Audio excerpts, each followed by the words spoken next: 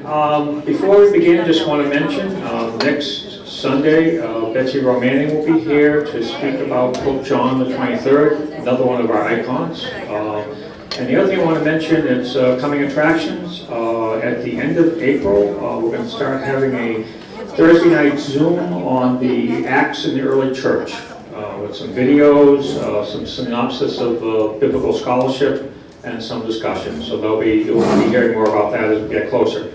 Now I'd like to turn it over to Mary Beth O'Brien, who will speak of Louise de Marillac, another one of our icons. In fact, we have, as you know, a Louise de Marillac fund that was just created in the last few years for special projects and support and that sort of thing. So I'm going to turn it over to Mary Beth. This is kind of scary to me. This isn't something I'm very good at, but I'll do my best. I do love seeing the icons, the way they're situated at the church, and I know a lot of people don't know a lot about Louise, but she was powerful in her day, and I think she still relates to really what's going on in our world today. So I'm going to read something, and then we'll have a little bit of a video. By current sociological standards, Louise de Marillac probably would have been seen as an unlikely candidate for success in life because of the apparent odds against her. Yet, in this current era of radical feminism and social analysis, Louise shines through as a woman who experienced many kinds of personal alienation, but who through her deep Christian faith was raised to the heights of sanctity, as well as being a major change agent amidst the unjust social structures of her day. And we're certainly going through some social structures today. As has been seen in her life story, Louise definitely faced deep personal challenges with which many people of today might identify. Louise was born out of wedlock, recognized by her father, but unaccepted by her relatives and stepmother. She was an orphan at 13 and hence thrust into greater personal responsibility. She was thwarted in the first dream of her life and thus followed a second choice, which did bring happiness. However, the bliss was fairly short-lived, and after nursing a terminally ill spouse, Louise widowed at the age of 32, and she became a single parent. She knew the struggles of raising a slow-developing and fragile teenage son. On a personal level, she struggled with her own personality traits, her emotional difficulties and frail health, her financial problems, and her spiritual sufferings. Given the material of raw clay that composed the spiritual, emotional, physiological, and physical makeup of the woman Louise, God the Potter, with the pliability of this media, could in time fashion an exquisite human art. The finished object, Louise de Marillac, is a testament to the powerful, ongoing creativity of God within the life of one who desires to grow in love with and for God and surrenders sufficiently to permit the potter to mold and fashion one into God's image. Louise became a champion of the poor and a change agent of social strategies and structures within the church. Through her expert training of the Daughters of Charity, the major social ills of Louise's time were confronted in some positive manner, which gave dignity to those involved, the sick poor, the elderly, the orphans, the galley slave, the soldiers on the battlefields, and the young homeless girls. Her skills in administration and organization, her experience in teaching and nursing, combined with her compassionate caring in these works, led the church to proclaim Louise the patroness of those devoted to Catholic social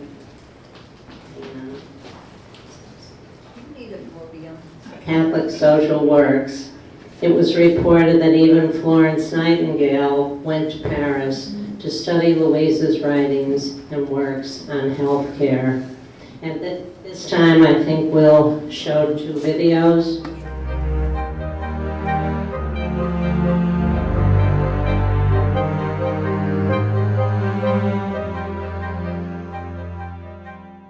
Hello, and welcome to the Mother House of the Daughters of Charity. My name is Gracie Covarrubias, and I am here to invite you on a journey into Louise's life. It is here at the Mother House that we see Louise's enduring legacy. She created new opportunities and roles for women in 17th century France that had never been thought of before.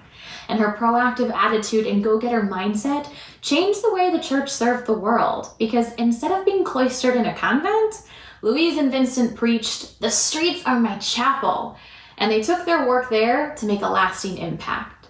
She opened orphanages, founded the foster care system, served in hospitals, created free schools for girls and homes for the elderly. And by the end of her life, Louise had grown into her role as a woman of spirit and action in ways far beyond her imagination. Ultimately, her Lumiere vision was fulfilled. On March 15, 1660, Louise was laid to rest, having lived a beautiful and challenging life in devout service to others. Her life's work, her legacy, is all around us today. Today, we know St. Louise as the patron saint of social work in the Catholic Church.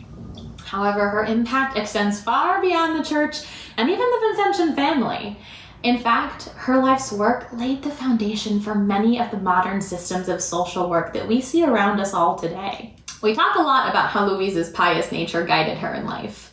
It inspired her to see the human dignity of everyone and to fight for what is right and just.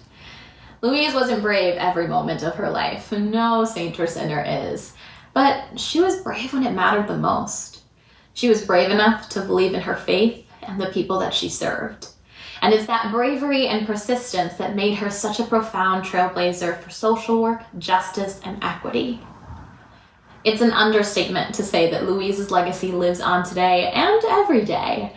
And in truth, it feels impossible to believe that 400 years have passed since she lived. When I think about Louise, I think about her as living alongside us all right now.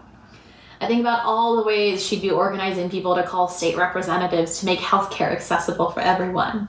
I think about the people she'd gather together to make face masks for every community. I think about the daycare service she'd direct for frontline workers.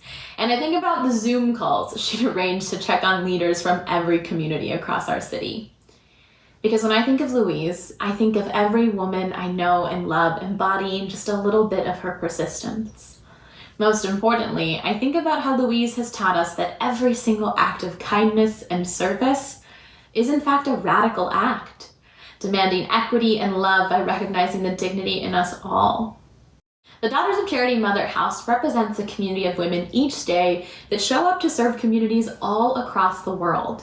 Headquartered here in Paris, France, where it all began, this Mother House is a testament to the power of women, community, and service. Today, the Daughters of Charity serve our world in ways that would astound Louise. They too live out her Lumiere, which became the guiding light for this order of sisters. The lessons Louise learned are timeless and relevant to us all today.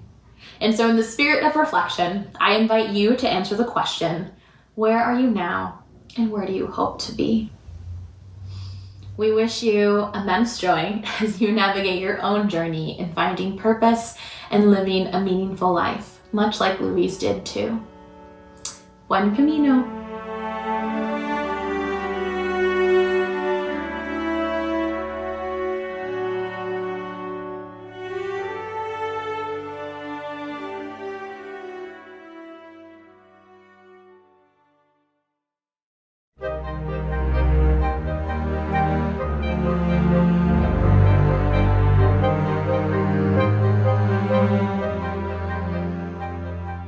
Hi, this is Father Christopher Robinson, and this point of the pilgrimage is the Church of Saint-Gervais in Paris. Now, obviously, I'm not in Paris as much as I'd like to be. I am in the St. Louise de Marillac Chapel in the Student Center here on the Lincoln Park campus of DePaul University. And I'm standing next to a beautiful painting of St. Louise as she is in motion, painted as if she's walking through the streets of Paris. The reason I chose the Church of Saint-Gervais is I went there when I was doing a Vincentian Heritage Tour to see the place where Louise de Marillac was married. Louise de Marillac had a very happy marriage, and she had a son and later a granddaughter, and it all began for her married life at Saint-Gervais. And I wanted to see what that was like. So I went there and discovered this beautiful 12th century church that Louise would have seen. It would have been a part of her journey. It would have been a part of her pilgrimage towards God's will for her. The reason, too, I wanted to see this is it was also a place of a kind of sadness for Louise. Louise experienced a kind of strangeness in life because she never knew her mother. Her father did give her his name, but at her wedding, at her family marriage in that Church of Saint-Gervais, everyone who showed up registered themselves as friends of the bride rather than as her family. She always felt a little strange because she did not know who her mother was, which could have made her illegitimate under law. But her father, Louis, who gave her his name, adopted her into that circle, and it was there that she began her married life.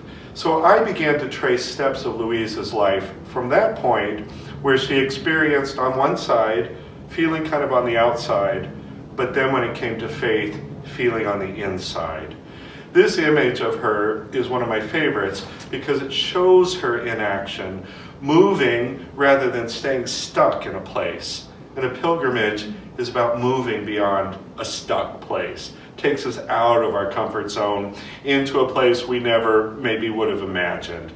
Certainly for Louise de Marillac, this was definitely her experience. This chapel was also constructed with Louise in mind because her theology and her personal prayer were very contemplative. She was one of the only women of her time who was given permission to read the Bible in its original languages. She was a scholar, and she spent hours in contemplative prayer, but it moved her out into the world. This was very Vincentian, and she shared that spirituality with Vincent de Paul. This chapel, which is always here for you in the Student Center, is built with that in mind. In a moment, I'll show you the crucifix, but you can tell the space is a contemplative chapel space, yet it's surrounded by glass. You cannot hide from the world in Vincentian spirituality. You are in the world even as a contemplative. And this chapel, the Louise de Marillac Chapel, this space helps us visualize that. This beautiful icon of the crucifix was painted by the artist Meltem Aktas. She also did the painting of St. Louise that I showed you earlier. At the top of the icon, there is a quote that says, "Spes unica." That's Latin for only hope. Louise de Marillac, when she prayed before the crucifix, believed that the crucifixion, which Jesus embraced, created a space. By him removing himself through the crucifixion, he created a space for each one of us in the very heart of God. So spes unica, our only hope, is first of all, if we embrace the cross, knowing that it creates a space for us in the very heart of God, but it also invites us to create a space for those who have been rejected, who live in poverty, who live in racism and violence. The cross is our only hope. And Louise de Marillac knew this. She knew it from growing up. She knew it from her life with her husband, Monsieur Legras. She knew it when she prayed in the Church of Saint-Gervais, when she knew it before she prayed before the crucifix. We invite you into this space. We wish you a buen camino as you go step by step. Go forward and meet St. Louise de Marillac. She's a wonderful person.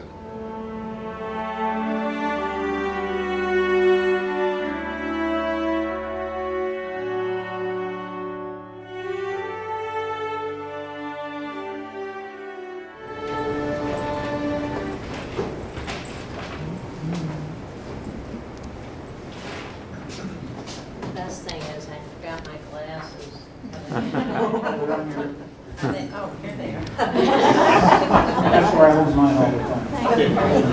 That's probably what I usually do. Well, I think I gave you a little more knowledge about Louise and St. Vincent de Paul, and certainly the University of the school itself is very devoted to the saints that are represented here. Oh, I'm not using the microphone. Can we just, Let's see, I don't do this pretty often.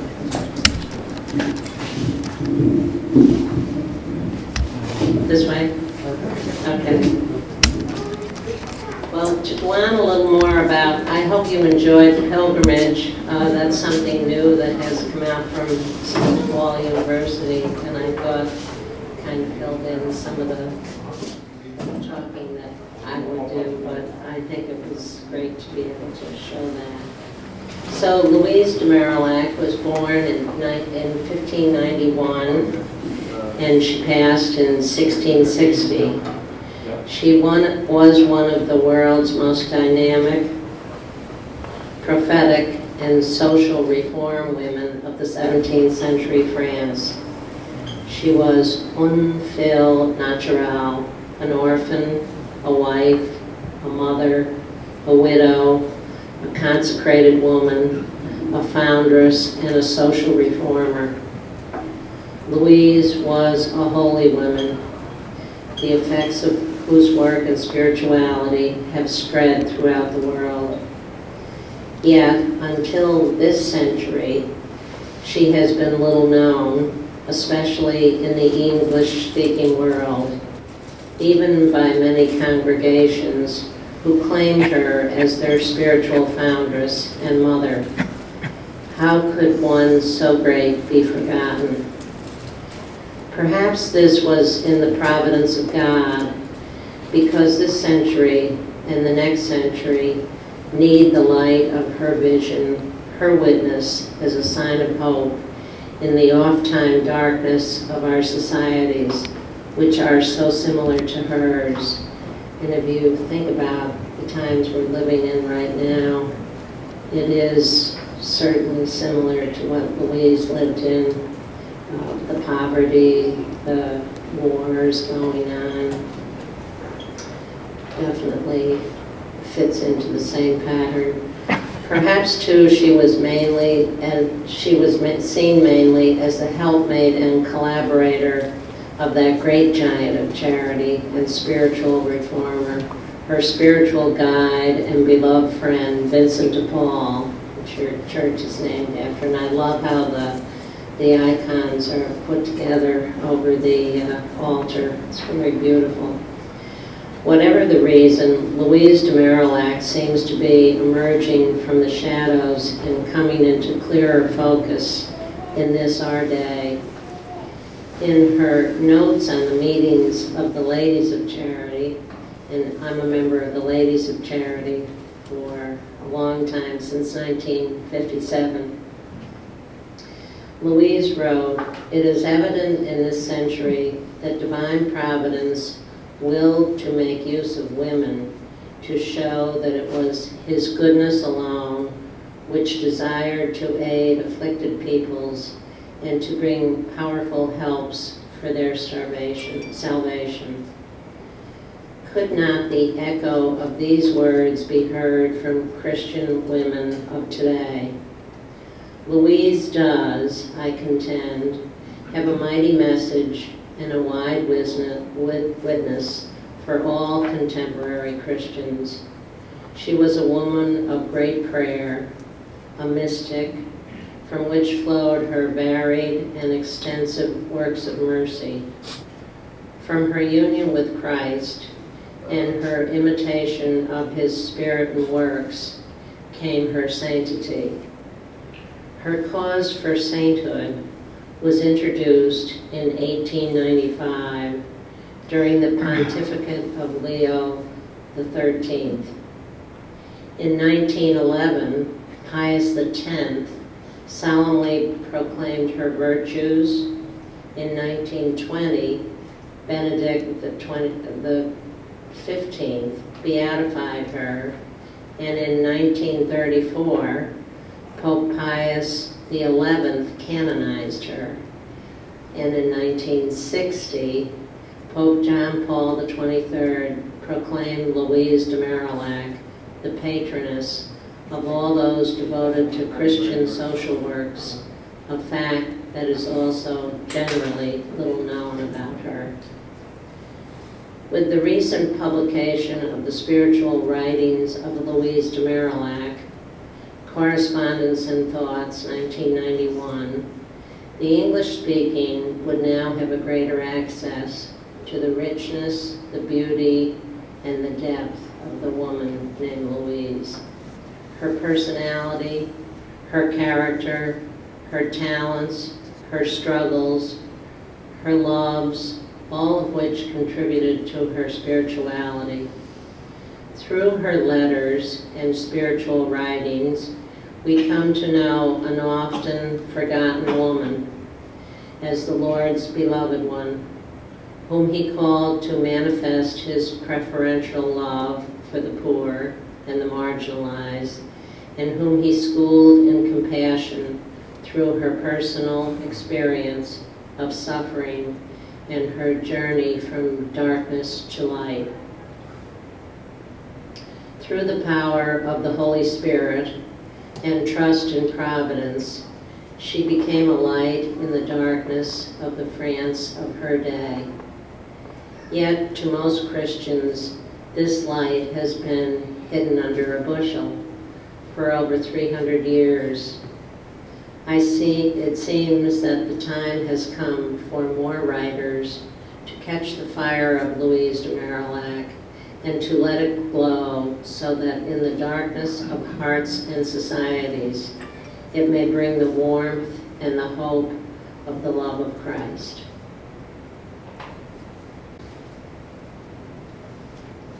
So I mentioned that Louise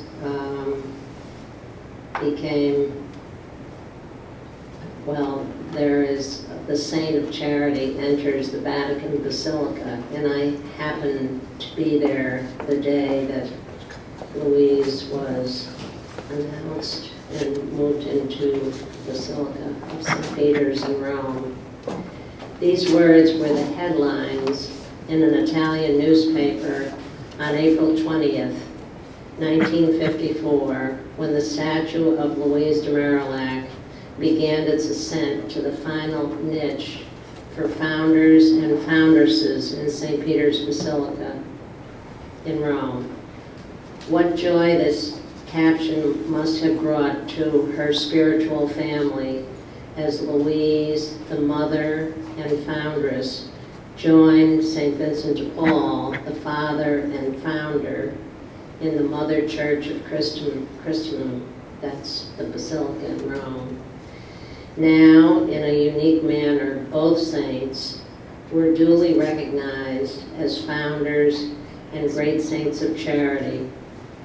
Vincent de Paul had long been named the patron of charity, and a similar recognition was soon to come for Louise de Marillac. 6 years later, Pope John XXIII pronounced the following words on her behalf. Among those who have consecrated themselves to the exercise of this virtue of charity, Saint Louise de Marillac is worthy of special mention and praise. Burning with this heavenly flame, she wished to give herself totally to the service of humankind. She had at heart the throng of the suffering. For all of them, she wished to show herself a mother of compassion. These words were among those in which Pope John XXIII, on February 10, 1960, proclaimed Louise de Marillac the patroness of all those dedicated to Christian social works. Hence, in her abundant charity, Louise de Marillac was a prophetic leader in Catholic social action, and as such is a model and teacher for modern Christians. That's kind of my little talk on Louise de Marillac. And I think I passed out, or what it was passed out, a little prayer. Do we get to ask questions? Does anyone have any questions? Yes. I do, and you may not have researched this, but women weren't educated in those times, and yet you said, the film said she was reading the Bible in the original languages, and she was very smart. And I'm wondering, with her background, how did she ever learn how to do any of this? I think she was very well schooled. She lived in royalty, but her family was of royal, and she was schooled. She had good schooling, so I don't know if that was part of how it all started. And she seemed to be able to take a lot in that way. I don't know. In the writings, it seems like she took right off from being very educated. Living in royalty, I think she had that opportunity. How were her works funded? Again, they went out and begged, and she lived with a good family, and the good family, there were a lot of wealthy women that helped her begin having girls that were poor. Sister's got a little answer there.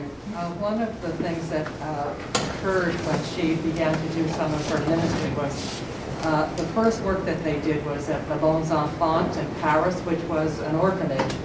And at that time, Vincent de Paul managed to get funding from the government because he, very early in life, understood the fact that religious congregations did not have the resources to fund their works.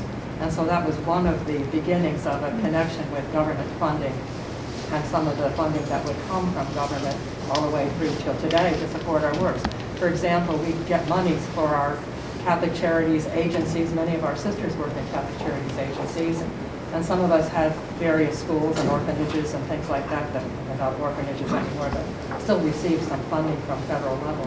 Thank you, Sister. I'd like to pick up on that. Albany has been very touched by the Daughters of Charity and the influence of Louise de Marillac. Probably 40 years ago, I had the privilege of being hired by Sister Serena Branson, A legend. who embodied so much of what you're talking about with Louise de Marillac. She was a visionary.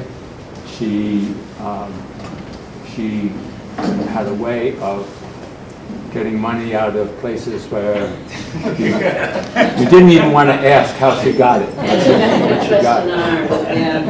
And in the 60s, in the south end of Albany, the daughters were out there, and they brought with them a professionality in social work that was really not developed yet.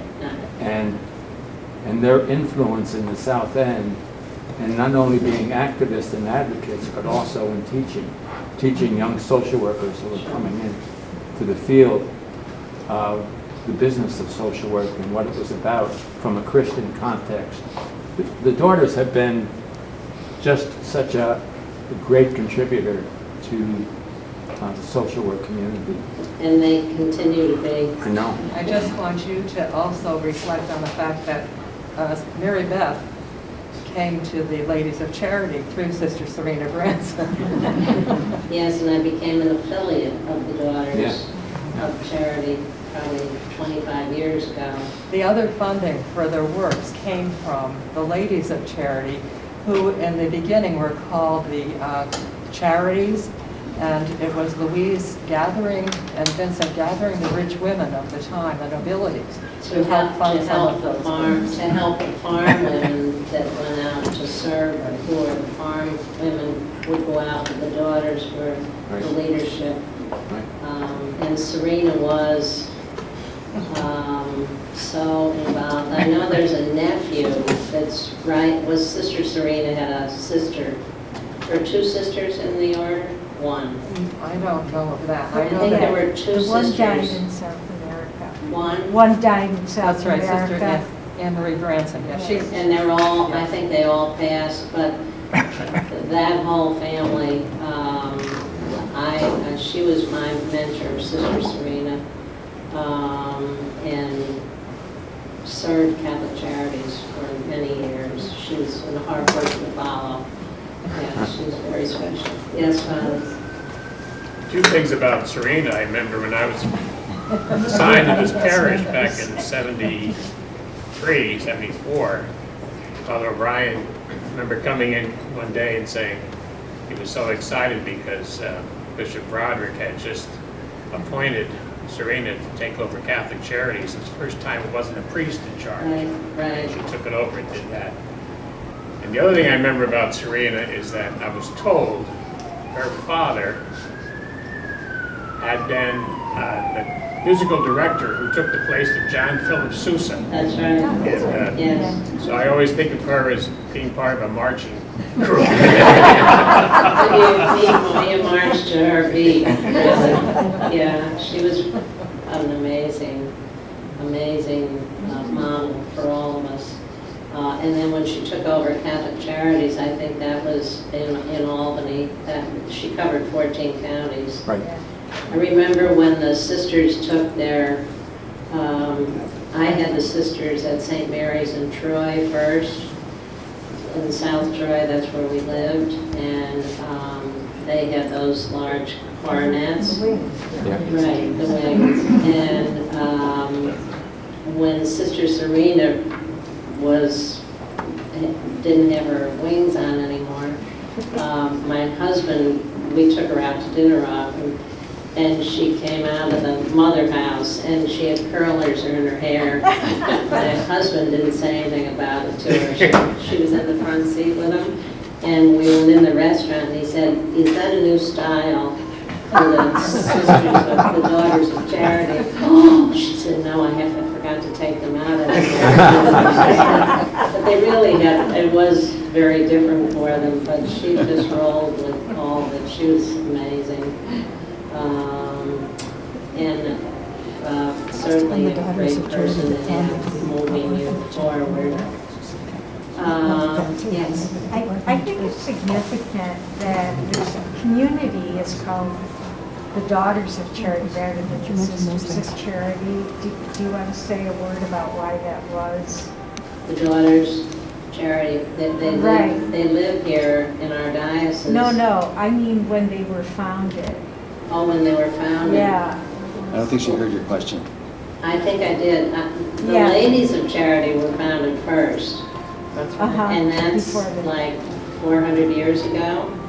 And they were farm girls, and they got the help of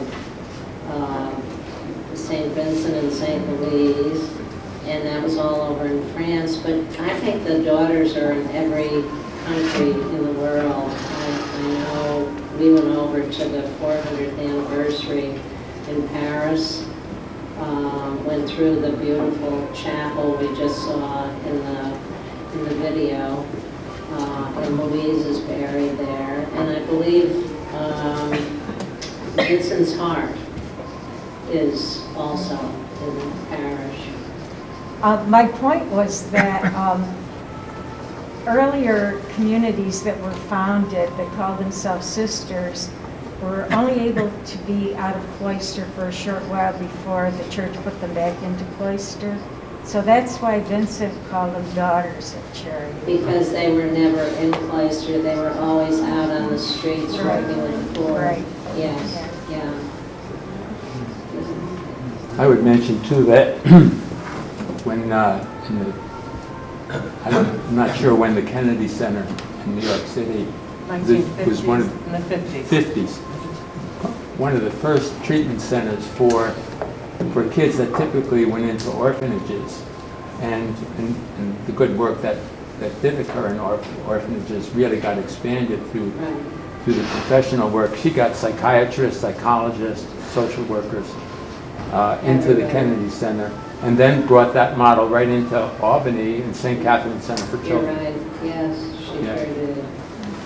And she moved all over and really made a huge difference in what we do here in Albany. I think we're very grateful to the Daughters of Charity. And the Ladies of Charity grew so big here. We have Ladies of Charity all through the U.S., but I believe we're in every country as well. Yeah, so it's... You're represented at the United Nations as many of the Vincentian family dimensions are. And I served there for 10 years for international charities. And you get to voice your opinion, and there's somebody that comes from France. We have somebody from St. John's University serving there now. You serve as an NGO, but we used to write a paper to send back to the international charities every time we had a meeting. I remember getting stuck there when we had a large storm and the city of New York kind of closed down. And you know where the United Nations is located. The water was coming in the back of the building, so we had to evacuate. And all my things were, I was going to be there for 10 days, all my things were locked in the locker downstairs. So I went downstairs to get them, and there was one gentleman that had come up from downstairs, and we went out to get a cab. And I didn't let the gentleman know that I knew who he was. But one cab came along, and he said, "Where are you going?" I said, "Up to 56th Street. And he said, "Well, I'm going to 58th. I said, "Well, maybe we could take the cab together because I don't think we're going to see another cab." We were soaked. I had a wool suit on that didn't fit the next day. But when we got to my stop, which was a stop before the gentleman in the car, I said to the cab driver, "I'd like to pay for the cab." And he said, "Oh, okay." And the gentleman said, "Oh, no, I'll pay for the cab." And I said, "No, I want to pay for the cab because I know who you are." It was Bono.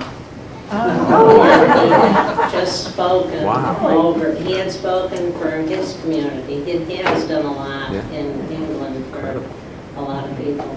And he said, "How'd you know it was me?" I said, "Well, you just spoke and you have that flag inside. The American flag is inside his jacket."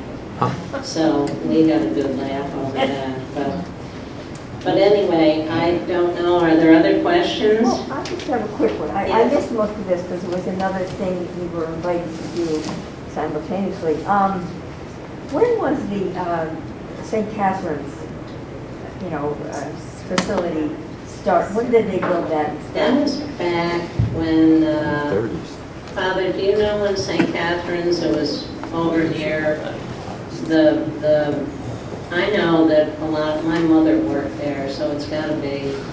They started at the Schuyler Mansion, and that I was would going have to say, I been. remember it's at the Schuyler Mansion, the sister said it, residence there. Then they came They uptown moved over to in the 30s. 49th Main. Yeah. Yeah. And we took care of the babies there. You did? I just remembered a few minutes ago, I volunteered there when I was 16 and 17 at that late high school age. So give us a year. This coming June, I turn 81. I'm not embarrassed about that. No. I don't act my age, I don't look my age, so. No, you're right. I don't have to color my hair, I'm so happy about that. But I think when we acquired that property was back then, and Yeah. that's when a lot of the volunteers. But that was such fun working with those little tiny Oh, toddlers? yeah. Oh, yes. And it still goes on. Yes. And across the street, I think we own all those houses, and we have mothers and children there trying to get them homes and so on. So that was, yeah, that's been a long time there. It's still very active. So did everybody, are we, all right? Hand them out, maybe, Really? yeah. Are we about ready? Yes, we are, well. I think everyone got one of these. I thought it'd be good to take home. And her anniversary was May 9th, but when I put the prayer together, I took a word out and I put Ukraine in there. Yeah. Because I think it's a time when France was in such difficulty and we're really living in that kind of time. Yeah. So could we all say this together? Okay. You're going to do the first part and we're going to do the response. It's like, it looks like there's a prayer and then like, oh God. I'll do the first part, yes. And then we'll do the Yes. response, the italicized part. Is that good Yeah. for everybody? Okay. So St. Louise de Marillac's feast day was May 9th. I'll begin with the sufferings of so many of our sisters and brothers who seek a life of freedom from poverty, war, violence, and slavery of any kind is overwhelming. In the face of this, we are called to live the charism of charity more openly and urgently than ever. One of the most compelling crises today is that the refugees of the refugees in Ukraine. We want to think that there has never been a time in history like this, and perhaps that is true. But Louise lived through similar circumstances, and the charity of Christ impelled her to action she never could have imagined. Our challenge is to listen to how Louise speaks to us in our world today and to respond as she did. As we pray today, not on her feast day, but shortly after, we ask her to remind us of the call of our charism and of the call of the oppressed in the war-torn countries of the world and in our little corners of the world, and to help us to allow the charity of Christ to impel us. Pray with us. Loving and compassionate God, we celebrate with great joy the faith works of St. Louise de Marillac. Instill in us the fire of her love, the tenacity of her belief, and the tenderness of her care of the most abandoned. Draw us together into the light of your presence, and help us to trust in the power of your Spirit, leading us ever closer to you. O God, through Louise, you taught us a deeper love and respect for those whom the world, oppresses, and so we pray. Help us to serve them with respect and dignity. Christ Jesus, you inspired the daughters of Louise to be women of compassion and empathy in their service to the poor. Help us to grow in mercy and understanding. Loving Creator, we thank you for the example of untiring collaboration of Louise in giving flesh to the works of charity we aspire to emulate today. May we follow her example in our service to the church and the world. Louise transformed adversity into poverty, a positive energy for the service of the poor. Help us to see with eyes of faith in the mind of Jesus. Loving God, through the intercession of Louise, inspire more laborers to come to the vineyard to mirror the gospel values of justice and love that Louise mirrored in her life. May our lives and our service give you glory and praise. May the God of Louise de Marillac be with us more and more each day, drawing us into ever deep union with the Holy One, quickening our heart's desire for love, and sharpening our awareness of all that the world suffers. As the charity of Christ impelled her, May we be moved with urgency to be women and men of this charism, witness and vision, justice and truth, passion and peace. May our response to the challenges our God and our world place before us reflect Louise's vision of loving service, and may the charity of Christ impel us. May the blessings of Louise be upon us. Amen.